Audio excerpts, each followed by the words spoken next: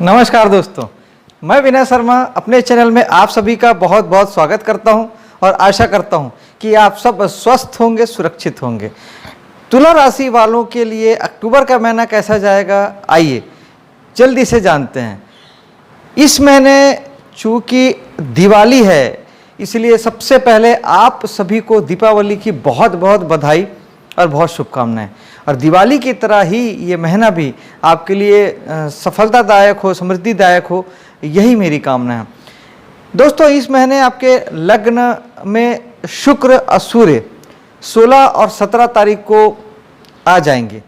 उसके पहले हो सकता है कि आपके मन में थोड़ा सा निराशा के भाव रहें या आप कम उत्साहित रहें, लेकिन जैसे ही शुक्र आएंगे, शुक्र लग्नेश है, तो लग्नेश का लग्न में आना आपको खुशी से भर देगा, रोमांच से भर देगा, साहस उत्साह से भर देगा, सेहत को आपकी अच्छी बनाएगा, सुख सुविधाएं से आपको जोड़ेगा।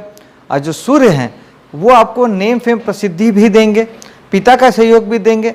साथ ही 16 तारीख के बाद आप बहुत सारा वक्त दोस्तों यारों के साथ बिताने वाले हैं, समाज सोसाइटी के किसी आयोजन में आप हिस्सा लेने वाले हैं और कुल मिला के आप इंजॉय करेंगे। 15 के बाद 16 के बाद आप लगातार बहुत अच्छी स्थितियां बनी हुई है। आप जीवन में सुखी और आनंद अपना जीवन यापन करेंगे। साथ ही अगर धन की बात करें तो धन की स्थितियां जो है लगातार क्रमिक विकास वाली बनी हुई है, यानी आप जीवन में शहने शहने क्रमशः आप जीवन में आगे बढ़ेंगे और आपकी जो इनकम है वो भी लगातार बढ़ती रहेगी, यानी आप जीवन में उत्तरोत्तर प्रगति की ओर ही अग्रसर हैं। इसी महीने की बात नहीं है, लगातार जीवन में आप आगे भी क्रमशः आप जीवन में आगे बढ़ेंगे। दोस्तों, अगर घर के सुख की बात करते हैं, वाहन और मकान आदि की बात करते हैं, तो वहाँ पर आपको थोड़ा ध्यान देने की ज़रूरत है। आप ध्यान जितना ज़्यादा देंगे उतना आप सुखी रहेंगे। विशेष तौर पे घर के मामले में, जैसे आपका कुटुंब है, आपके जीवन साथी है, बच्चे हैं, तो ये आप थोड़ा सा आपसे अटेंशन चाहते हैं, तो थोड़ा ध्यान दीजिएगा, थोड़ा इनके प्रति समर्पित होइएगा, थोड़ा सा वक्त निकालिएगा अपने घर के लिए, परिवार के लिए। घर पे किसी प्रकार का कोई रिनोवेशन करना है, उस पर ध्यान दीजिएगा। वाहन अगर आपकी ओर दृष्टि लगाए बैठी है कि आप उसे ध्यान देंगे, तो उस पर ध्यान दीजिएगा। नहीं तो फिर चीज़ों से छोटी मोटी तकलीफ़ें आपको आ सकती हैं, ध्यान देंगे तो नहीं आएगी। एजुकेशन और संतान की बात करते हैं तो एजुकेशन के मामले में भी वही स्थितियां हैं, थोड़ा सा आपको ध्यान देने की आवश्यकता पड़ेगी, आपको ज़्यादा मेहनत करना पड़ेगा और संतान के लिए भी आपको अवेयर रहना पड़ेगा, जागरूक रहना पड़ेगा। संतान स्वयं में बहुत अच्छा परफॉर्म करेगी, मेहनती होगी और अपनी जिस भी दिशा में वो है, चाहे वो एजुकेशन से जुड़े हों, चाहे वो नौकरी या बिजनेस कर रहे हों या जीवन के किसी भी डोमेन में वो काम कर रहे हों, उनके इस समय में अच्छी परिस्थितियां उत्पन्न होगी, यानी वो बेहतर ढंग से काम कर पाएंगे और जीवन में आगे बढ़ पाएंगे। हाँ, मेहनत उन्हें भी करनी पड़ेगी, मेहनत का कहीं कोई विकल्प नहीं है। दोस्तों, हाँ, एक चीज़ ज़रूर है, अगर आप जीवन को और बेहतर से बेहतर बनाना चाहते हैं, विशेष तौर पे आपके संतान के लिए कह रहा हूँ, तो उनके हाथों से आप कम से कम भगवान शनि की पूजा पाठ जरूर कराएं। उन्हें एटलीस्ट मतलब शनिवार के दिन कहें कि वो मंदिर आदि जाएं और भगवान शनि का दर्शन करें, और अगर संभव हो तो शनि को तेल का दान भी करें, तो ये उनके लिए बहुत सौभाग्यशाली होगा और अच्छा हो जाएगा। छठे भाव में बृहस्पति बैठे हुए हैं। छठा भाव आपके जॉब का होता है, सर्विस सेक्टर का होता है, कंसल्टेंसी का होता है, और आप किसी भी प्रकार की जब अपनी सेवा किसी भी एवज में देते हैं तब आपको छठे भाव से देखा जाना चाहिए। छठे भाव में बृहस्पति का होना इन सारी चीज़ों में आपको बहुत उन्नति देगा, सफलता देगा। विशेष तौर पे जो डॉक्टर हैं, जो इंजीनियर हैं, जो कंसल्टेंसी देते हैं, और ख़ास तौर पे जो लोग फाइनेंस से जुड़े हुए हैं, उनके लिए भी ये अच्छा वक्त है। किसी भी प्रकार के जब आप बिजनेस नहीं करते हैं, उसके अलावा आप जो कुछ भी करते हैं तो वो सेवा व्यवसाय में आ जाता है। तो सेवा व्यवसाय में बेहतर ढंग से काम करने के लिए आप अगर प्रति गुरुवार को अगर मंदिर आदि जाते हैं, धर्म कर्म के कामों से जुड़ते हैं और ओम गुरुवाय नमः एक माला अगर जाप करते हैं, या फिर कम से कम आप चने की दाल या पीले चीज़ों का अगर आप दान करते हैं, तो ये आपके जीवन में और अच्छा वक्त लेके आता है। वैसे ऑलरेडी अच्छा वक्त आपका है, लेकिन अगर ये सब आप करेंगे तो बृहस्पति और शुभ से शुभ हो जाएंगे और आपको बहुत अच्छा फल देंगे और आप जीवन में पहले से कहीं बेहतर, कहीं ज़्यादा सफलता आप अर्जित कर पाएंगे। सप्तम भाव जीवन साथी का, बिजनेस पार्टनर का और बिजनेस का। यहाँ पर राहु बैठे हैं। राहु थोड़े से प्रॉब्लम देते हैं दोस्तों, क्योंकि राहु बेसिकली दिमाग है तो मेंटल ज़्यादा है, तो बेसिकली मेंटली ज़्यादा परेशान करते हैं। उतना ज़्यादा आपको व्यवहार में चीज़ें नहीं दिखेगी जितना आप मानसिक रूप से आप परेशान रहेंगे।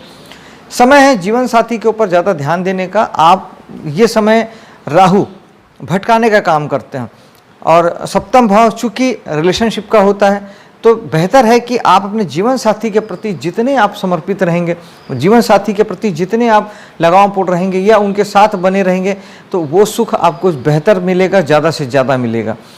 क्योंकि अगर ये राहु जो ऐसे भी हैं कि अगर चूँकि ये विचारों में गड़बड़ लाते हैं और गड़बड़ी के कारक हैं राहु, बेसिकली भ्रम पैदा करते हैं, इल्यूजन पैदा करते हैं, जो चीज़ें नहीं हैं वो आपको दिखाते हैं, तो ये भ्रम भी देते हैं।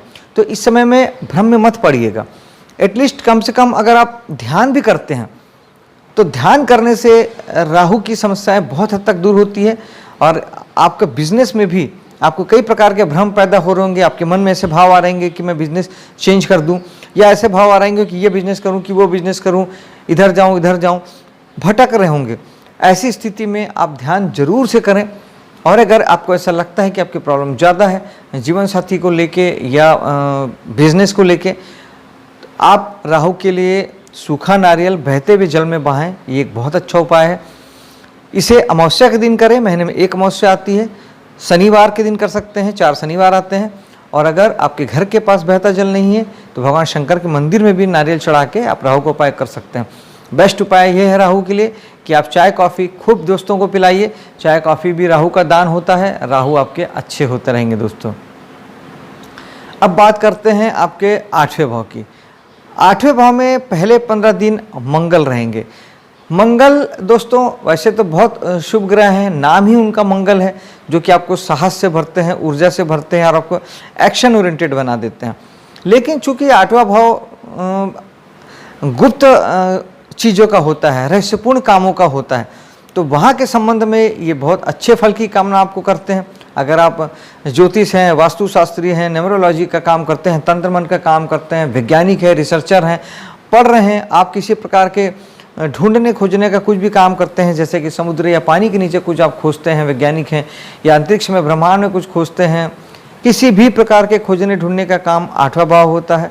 मंगल आपको साहस से भर देंगे, एक्शन से भर देंगे। पहले 15 दिन आप ज़बरदस्त काम करेंगे, आपको कोई रोक नहीं पाएगा और आप अपने लिमिट से बाहर जाके, यानी अपने दायरों से बाहर जाके आप कुछ कर पाएंगे।